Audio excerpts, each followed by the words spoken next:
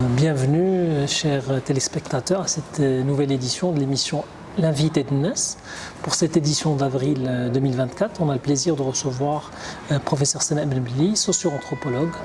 Madame Belbili, merci d'avoir répondu positivement à notre invitation. Merci à Inès déjà pour l'invitation et merci à vous particulièrement. Plaisir, nous sommes ravis. Donc, permettez-moi de vous présenter à notre public. Donc, vous êtes sociologue et enseignante-chercheur à l'Université Hassan de Ain Chouk de Casablanca. Vous êtes spécialisé dans les études du genre ainsi que celles des marges et des marginalités urbaines. Et vous allez nous parler un peu de ces marges et des marginalités urbaines à travers vos travaux. À ce titre, vous avez publié un ouvrage. Vous êtes autrice d'un livre Café d'hommes, service de femmes, les serveuses de café dans les quartiers populaires à Casablanca. Vous avez publié chez les éditions du Croquant en France. Ce livre est issu de votre recherche doctorale que vous avez menée. Vous êtes aussi membre du laboratoire de recherche Le LATSIS au sein du département de sociologie de Casa. Vous étiez fellowship au sein de l'Arab Reform Initiative, Institut de recherche pan-arabe. Et enfin, vous êtes membre de plusieurs initiatives, associations féministes, féminines. Vous allez peut-être nous parler de ces expériences. Est-ce que peut-être j'ai oublié quelque chose? J'ai omis Non, ça va. Ça va. On est ravis de cette première discussion. Je vous propose d'articuler cette discussion autour de trois axes, qui se rejoignent peut-être, et vous allez nous dire comment, autour de votre travail sur cette catégorie invisibilisée que sont les serveuses de café, comme une des figures des marges urbaines, et aussi d'une possibilité des tentatives de mixité de genre. Un deuxième axe autour des stéréotypes de genre, votre travail sur la présence des femmes dans l'espace sportif, l'espace réel et virtuel. Et enfin, un troisième axe, peut-être qu'on ne va pas y échapper dans une discussion autour du genre, c'est aujourd'hui la réforme de la Moudouana. Oui, le contexte l'impose. Donc voilà, on voudrait avoir votre regard de sociologue autour de la teneur du débat et du fond de ce débat. Donc ma première question est toute simple. Comment vous êtes arrivé à ce travail sur les serveuses de café dans un espace masculin? À première vue, c'est un sujet qu'on dirait illégitime, qui intéresserait pas. Comment vous êtes venu à ce sujet? Illégitime, je pense pas. Mais je pense que ça relève du banal en quelque sorte. Mais pas vraiment de l'illégitime. Du banal parce que c'est quelque chose qu'on voit tous les jours, même avant l'accès des serveuses aux espaces des cafés d'hommes, et je précise également la catégorie de cafés dont je discute, que ce soit dans mon travail de thèse ou dans mon ouvrage, ce sont les cafés d'hommes, les cafés qu'on trouve dans les quartiers populaires, dans les quartiers périphériques, dans les anciens quartiers de Casablanca. C'est le café qu'on trouve au coin de la rue et qui est peuplé d'hommes. Donc c'est la catégorie de café qui a été mon sujet de travail, qui a été en fait mon terrain de travail. Et donc voir les hommes dans les cafés, ça fait partie du quotidien. Et c'est comme on a banalisé avec cette réalité de voir que les espaces de café sont des espaces masculins. Le constat de l'accès des femmes, c'est un peu ce qui a motivé la recherche, parce que les cafés, ils étaient là, ils étaient peuplés d'hommes. L'accès des femmes, il était quasi inexistant dans ces cafés de quartier. Il n'y a pas de femmes clientes, mais on voit quand même une femme qui fait le service de table à l'intérieur du café, qui s'impose visuellement dans l'espace. Et on était un peu, moi personnellement, j'étais un peu attirée par cette réalité. Je voulais comprendre comment ça se fait qu'un espace qui refuse l'accès des femmes en tant que clientes, elle accepte quand même de les avoir en tant que serveuses.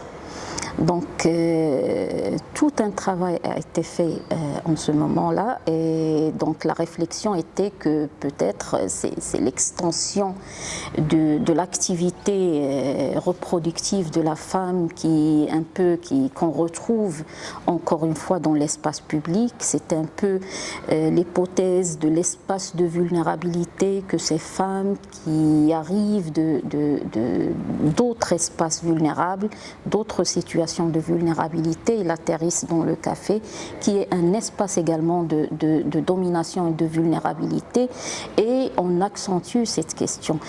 Mais en travaillant, parce que c'était un travail en fait, un travail ethnographique, donc il y a une enquête longitudinale dans les espaces du café, donc en observant au quotidien ces femmes, donc le constat, la découverte, il était autre.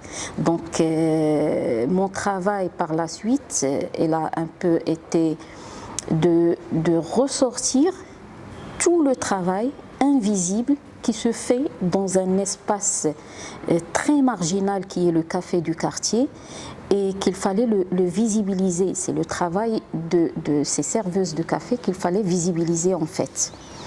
Il fallait... Concrètement, comment vous avez procédé pour arriver sur ce milieu masculin, vous aussi en tant que femme, pour travailler sur ces femmes?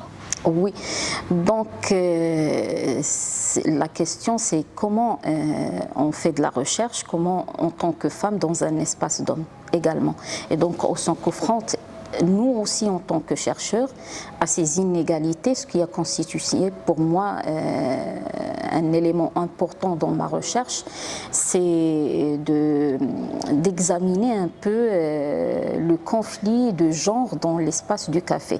Parce que être là dans le café, alors il y avait une position à prendre, et la position c'était soit que je sois une cliente du café, ce qui n'était pas accepté dans le café, que je sois une serveuse de café. Alors je me proposais pas à faire ce travail, je n'étais pas dans cette posture de faire une observation participante jusqu'à prendre la place des serveuses, mais ça m'a permis d'un côté et d'un autre de vivre les mêmes conflits autour de l'espace, les conflits de genre, ça veut dire l'espace masculin qui refuse la présence féminine en tant que cliente, mais qui un peu elle accepte a priori cette présence fonctionnelle de la femme à l'intérieur.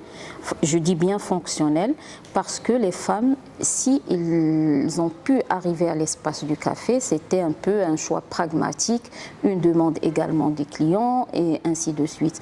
Le choix pragmatique, je parle également du choix des patrons. Alors les femmes, pour les patrons, donc il faut dire déjà que si les femmes ils sont devenues serveuses, c'est parce que déjà c'est un métier qui est délaissé par les hommes. Après, ils sont là, pas seulement parce qu'il y a une absence des hommes. Il faut voir que par la suite, les patrons ils parlent de qualité de ces serveuses. C'est ce qu'il fallait mettre par la suite en valeur. Les qualités dans le sérieux, dans le travail, la manière de travailler, la manière de servir, les qualités relationnelles de ces personnes. Et il fallait mettre tout cela en valeur pour valoriser un peu et sortir de cette présence de l'invisible. Je parle de cette valorisation également en termes de relations. Parce qu'à l'intérieur du café, les femmes, ils ont plusieurs fonctions. Ils sont serveuses, mais ils gardent leurs fonctions traditionnelles en tant que mère, en tant que fille, en tant que sœur. Et donc le travail c'est un synonyme de revenu. Et donc par le revenu qu'il arrive à réaliser grâce au travail dans le café, il arrive également à assumer d'autres rôles au sein du foyer, au sein du domicile familial, celle de la pourvoyeuse principale et de la chef de famille. Donc le travail il est aussi invisible qu'il soit, mais il contribue à une économie de famille et ils contribuent à une économie plus générale de société, si on ose dire. De la rendre visible dans d'autres espaces, en fait. Oui. Familial et... Parce que c'est grâce au... Il faut dire quelque chose de très important, que si les femmes sont arrivées à l'espace du café, j'ai bien dit qu'il y a un pragmatisme de la part des patrons de café, mais il y a un pragmatisme également de la part de ces serveuses.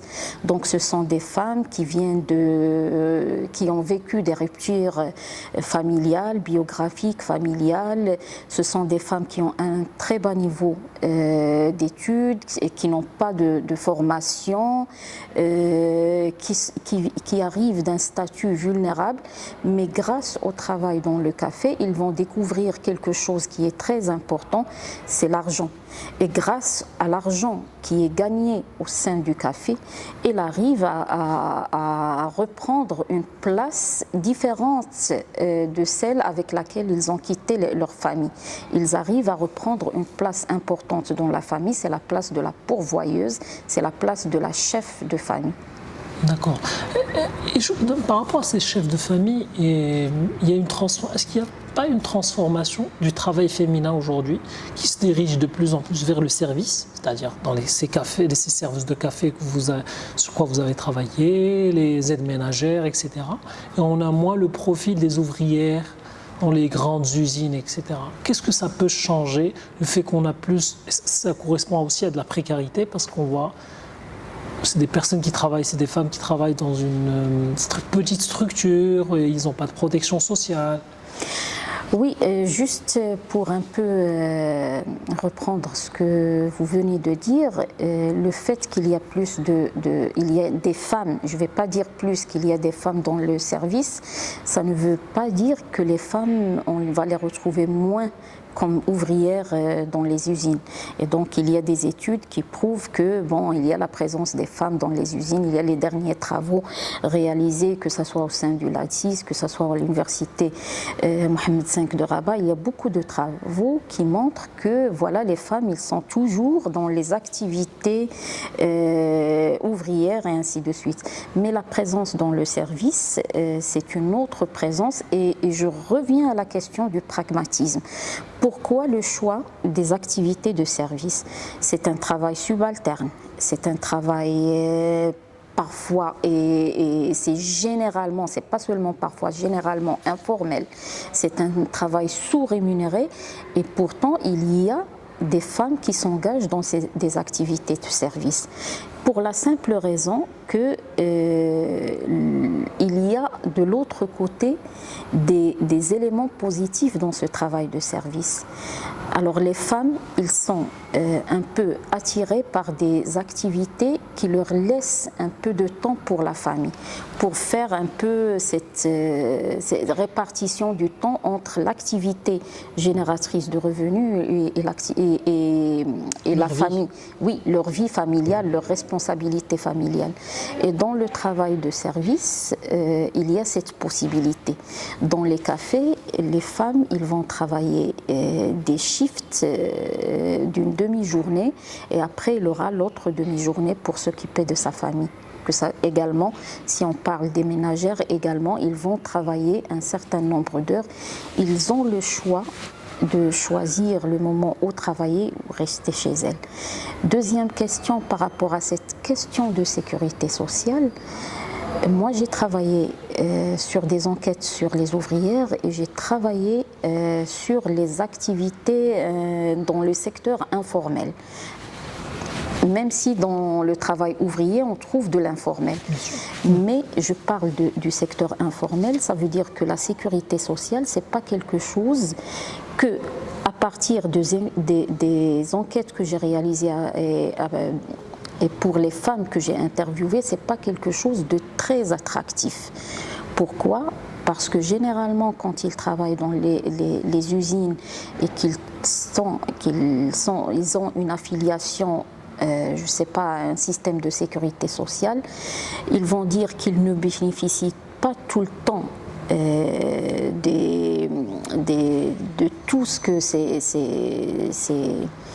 systèmes attribuent aux adhérents. Parfois, quand ils quittent le travail, ils n'ont pas le point et donc il se trouve qu'ils ont travaillé un certain moment et ils n'ont pas le seuil pour bénéficier un peu de la sécurité maladie et autres. Il y a également tout ce qu'on dit autour, tout un discours général autour de ces systèmes de sécurité, la faillite des caisses, la question des retraites, et eux et elles, ils sont au courant, ils écoutent ces éléments, et pour elles, ce n'est pas quelque chose de très attractif. Pour elles, ce qui serait attractif, c'est d'avoir l'argent et de la gérer à leur manière. De la gérer à leur manière dans des systèmes de solidarité informelle. Je parle des systèmes de daret, la cantine, je parle de la manière avec laquelle ils vivent au sein du café, ou même pour les ouvrières d'usine, les cagnottes qu'on fait pour un peu réduire les coûts des dépenses. Et il y a et la question de l'épargne, les questions de l'épargne traditionnelle. Et il y a l'épargne par l'achat des bijoux, mais il y a également quelque chose qui est très nouveau et très intéressant, et c'est quelque chose que les chercheurs et les chercheuses doivent travailler, c'est l'épargne en investissant dans les logements, dans l'achat de logements. D'accord. Intéressant. Et je voudrais lier cette présence dans l'espace du travail à un autre espace que vous avez investi aussi, c'est l'espace sportif. Oui. On a vu l'émergence d'une équipe féminine de foot ces 2 dernières années, et vous avez publié un article intéressant que je trouve qui s'appelle Cousine, quand le foot permet l'expression des inégalités. Oui. Quelle était l'idée principale de cet article et quelles étaient les conclusions? Je dirais même les motivations. Ben oui, ça rentre dans la même vision des choses. Ça veut dire, moi je travaille toujours sur la question des inégalités par rapport à l'accès à l'espace public, mais pas seulement l'accès à l'espace public, c'est la jouissance de cet espace. Parce que parfois on a l'accès, mais on n'a pas la jouissance. Et parfois même l'accès, donc ce que les uns peuvent considérer comme un accès, moi je le considère comme une contrainte. Donc que ce soit pour le travail des femmes comme dans l'activité de service de table, l'idée c'était un peu de discuter les inégalités de l'accès à l'espace public. Les cafés, ce sont des espaces, c'est un espace où les habitants des villes, le monde urbain, ils passent leur 3e temps. Et donc, passer le 3e temps, c'est un peu quelque chose qu'on va refuser aux femmes. Donc, pour une femme qui habite un quartier populaire, pour pouvoir passer son 3e temps dans un café, qui est un espace de loisirs, de rencontres, de sociabilité également, c'est impossible de le faire dans le quartier populaire. Donc, il y a un déplacement à faire des marges de la ville vers le centre, et qui n'est pas un accès au centre, parce qu'il y a d'autres types de marginalité qui naissent dans ce même centre. Pour accéder à un espace qui est l'espace du café, qui accepte la mixité, parfois ça impose aux femmes un coût. Il y a un coût, c'est le coût du déplacement, c'est le coût de l'accès, c'est l'espace qui instaure ses propres codes. Donc il y a plusieurs obstacles. Pour les espaces sportifs, et c'est pour surtout parce que moi quand j'ai abordé la question du foot, c'était pas en tant que sociologue du sport, mais en tant que, à travers la vision, à travers l'angle genre, oui, et aux inégalités d'accès aux espaces de supporterisme. Donc les femmes comme supportrices, ils n'ont pas cette capacité de supporter leurs équipes préférées de la même manière. La motivation était simple parce que j'ai réalisé un constat, puis une ethnographie depuis la première participation de l'équipe féminine à la CAN 2022, je crois, oui, à la CAN 2022, puis il y avait le mondial, la participation de l'équipe masculine, puis il y avait la deuxième participation de l'équipe féminine. Et c'était des événements un peu ponctuels. Et à partir de ces événements, il y avait un débat qui naissait. Et autour de ce débat, il y avait une certaine ambivalence. Donc une certaine image que voilà, les médias, ils montraient de la femme qui est dans les stades. On zoomait sur les femmes. Oui, zoomer sur les femmes, les montrer. Ça donne une image de modernité qu'on était en train, entre guillemets, de commercialiser. On voyait les mamans des joueurs qui étaient dans les stades. Et donc, il y avait une autre vision de la femme qu'on était en train également de commercialiser. Également, toute l'activité commerciale qui est née après ces événements pour la vente de certains articles pour les femmes liées au football et liées au supporterisme. Mais de l'autre côté, dans la réalité, et moi, comme je ne regardais jamais les matchs en direct, je circulais dans la ville au moment des matchs. Et donc, je voyais que les femmes qu'on était en train de montrer dans les stades, dans les cafés, en train de faire du supporterisme, dans les quartiers populaires, quand ils voulaient regarder les matchs, ils étaient à l'extérieur. Donc, on voyait les cafés, on voyait les masses d'hommes en train de regarder les matchs. Et en arrière-plan, il y avait des femmes, des mères, des femmes des quartiers populaires qui regardaient les matchs de l'extérieur et ils ne pouvaient pas entrer dans les cafés. Et donc, je reviens à la question du coût du déplacement. C'est pas seulement le coût du déplacement, mais le coût qu'impose le fait de vouloir jouir d'un espace public. Oui. Donc, c'est un coût qui est énorme pour les femmes, parce que pour une femme qui vient d'un quartier, je veux dire populaire, marginal, pour pouvoir suivre un match de football, il doit se déplacer dans un autre espace. Il doit payer le coût qui est devenu un peu très cher pour elle, et sans parler de toutes les femmes à l'extérieur des villes, les femmes des montagnes, les femmes des campagnes, qui n'avaient même pas cette possibilité. Donc, c'est comme l'accès à l'espace public, il imposait non seulement une inégalité de genre, mais une inégalité également entre les femmes. Et on avait des femmes et des femmes. On voyait des femmes qui avaient la capacité de prendre l'avion, de se déplacer, de dépenser de l'argent, et d'autres femmes qui ne pouvaient même pas regarder un match de l'équipe nationale avec toute la dimension symbolique.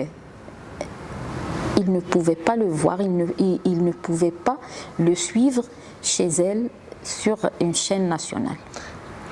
Il y avait aussi une autre forme de violence qui était durant ces compétitions féminines. On a eu beaucoup de misogynie. Oui. Et ce qui est paradoxal, je ne sais pas si c'est paradoxal, mais en tout cas, il y a tout un discours aujourd'hui sur l'égalité homme-femme, discours institutionnel, médiatique, qu'on voit circuler. On dit que c'est acquis maintenant, mais en même temps, par moments, on voit notamment sur les réseaux sociaux, sur l'espace digital, beaucoup de violence, beaucoup de misogynie. À quoi ça renvoie cette crispation? Je ne sais pas comment on peut le qualifier. Vous le qualifierez-vous en tant que sociologue?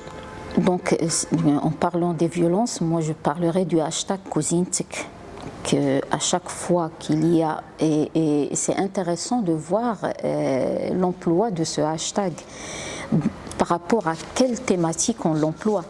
C'est pas seulement par rapport au sport. C'était une violence parce qu'à chaque fois que les femmes essayent de commenter quelque chose en lien avec le football, on leur rappelle qu'ils devaient rentrer à leur cuisine. Donc sans vous rappeler le contexte de l'apparition du mot Kuzintik et de tous l'anecdote déjà, parce que c'est apparu à travers une anecdote, c'est à travers un fait divers. C'est un prêtre qui disait que la place de la femme est la cuisine. Mais à chaque fois que les femmes essayaient d'intervenir, d'être dans un espace un peu, de gagner un peu de terrain par rapport aux espaces masculins, que ça soit réel ou virtuel. Alors à chaque fois, on leur rappelait que leur place est la cuisine. Et on avait un peu on revenait à cette opposition espace privé, espace public. L'espace public, que ça soit le stade, le café, mais ça va nous renvoyer vers la troisième thématique que tu voulais aborder, c'est l'espace politique. Parce que également, on l'a vu, moi je l'ai noté par rapport à plusieurs commentaires sur la présence des femmes dans l'espace politique, et on leur rappelait que leur place initiale, c'est la cuisine, c'est pas l'espace public. Et donc, c'est une violence qui se traduit par tout ce qu'on voit aujourd'hui. Parce qu'il faut noter quelque chose qui est très important, que le travail sur l'article Kuzintik, il est venu en marge de mon travail sur un deuxième article dans lequel j'abordais la participation politique des femmes, et à partir duquel je travaillais sur les résultats d'une enquête aussi longitudinale que j'ai fait sur les campagnes électorales au Maroc et sur la participation politique des femmes dans ces campagnes électorales. Donc c'était un travail longitudinal. J'ai fait le suivi d'une candidate pendant 3 campagnes législatives, en 2011, en 2015 et en 2021. Et c'était pour moi le moment où j'allais travailler sur tous ces éléments, et où cette question de la présence des femmes dans l'espace public, de ces inégalités, de la présence des femmes dans l'espace public, et là je parle de l'espace public politique, il posait problème, il gênait en quelque sorte. Et donc, pour moi, le problème, il est par rapport à cette légitimité des femmes d'être là, de discuter de la chose publique. C'est des choses qui sembleraient acquises, mais non, pas du tout. C'est pas le cas. Pas du tout, pas du tout. Donc, il faut voir tout le débat aujourd'hui autour de la Moudawana et qu'est-ce que ça implique en termes quand on parle des militantes ou des femmes en politique qui abordent la question des libertés, la question, juste en abordant la question de la tutelle, c'est quelque chose qui énerve en quelque sorte, c'est quelque chose qui implique beaucoup de frustration, beaucoup de violence, qui engendre également beaucoup de violence. Et donc, ce n'est pas un acquis. Et je voudrais arriver d'ailleurs à ce point. Vous nous amenez sur le troisième axe, qui est la discussion autour de la Moudawana. Ma première question sur cet aspect-là de la Moudawana, quelle lecture faites-vous, vous, sociologiquement parlant, au-delà des polémiques, de cet affrontement qui existe entre modernistes et conservateurs, avec 2 grands guillemets, hein, parce que c'est des catégories. Quelle lecture faites-vous? Est-ce que c'est un débat factice, ou bien il a un ancrage dans la société, cette opposition aujourd'hui?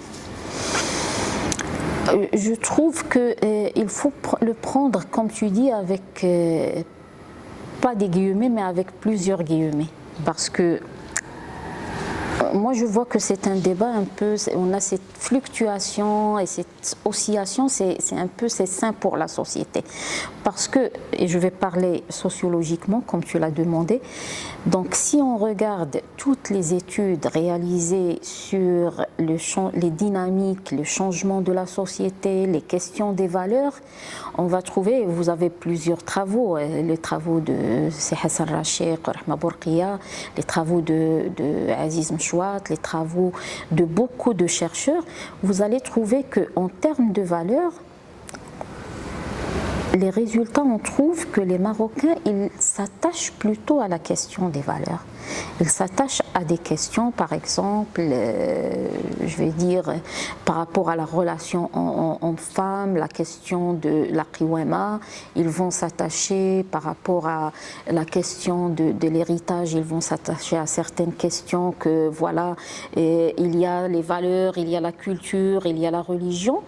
Mais d'un autre côté, si on regarde les études qui étaient réalisées sur les pratiques des Marocains, on va retrouver que les Marocains, dans leurs pratiques, ils vont vers des pratiques qui ressortent de ce cadre.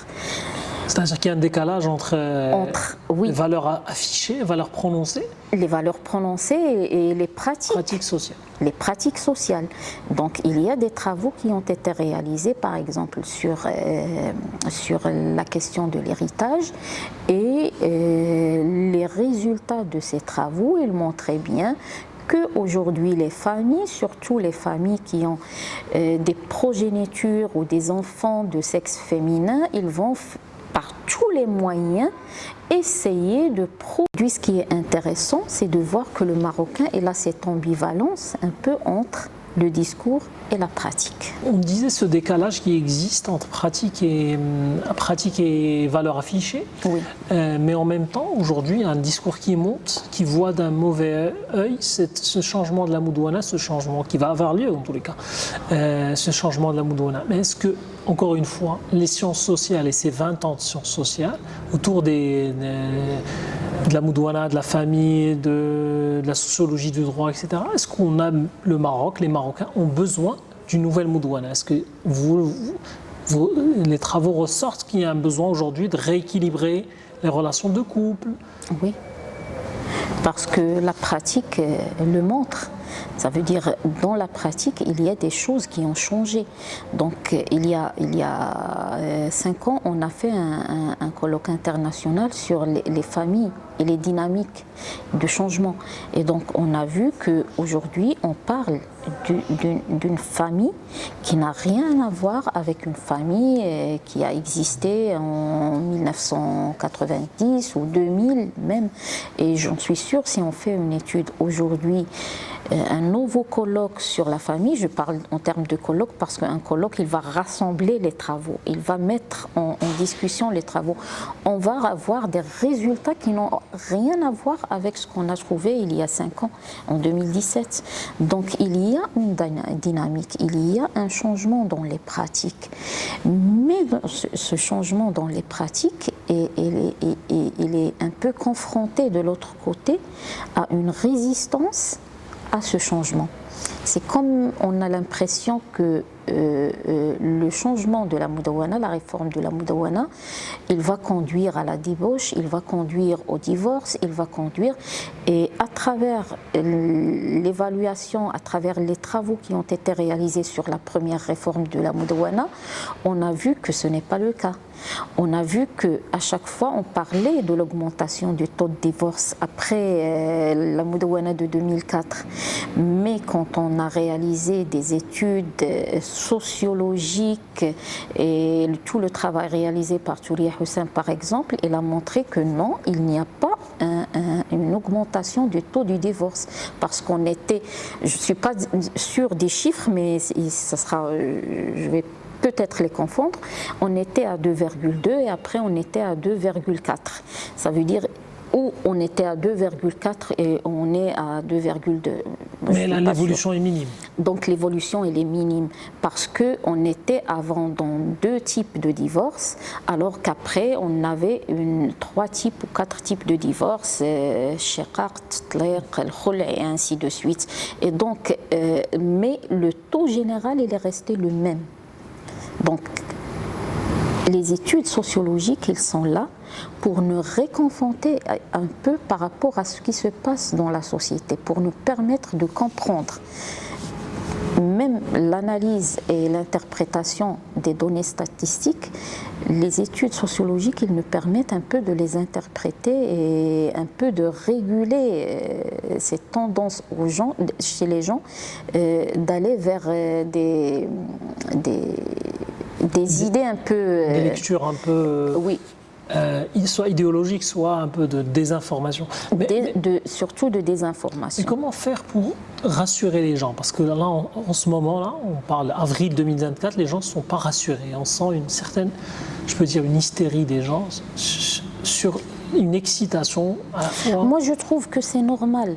Moi, je trouve que c'est normal et que c'est même sain, en quelque sorte, d'avoir C'est un peu ce débat comme ça. Il peut être un peu violent parce qu'on a vu même des appels à la mort, mais ça, on l'a vu en 2004. Donc, aujourd'hui, la société, il doit débattre de ces questions qui l'intéressent. Donc, que le débat soit prenne ça, je crois que voilà. Mais la sociologie, elle est là pour nous aider à comprendre, pour dire que voilà ce qui est arrivé après la réforme de la Moudawana de 2004. Donc tout ce que les gens avaient dans la tête et les peurs qu'ils avaient par rapport à cette Moudawana, il n'est pas là aujourd'hui.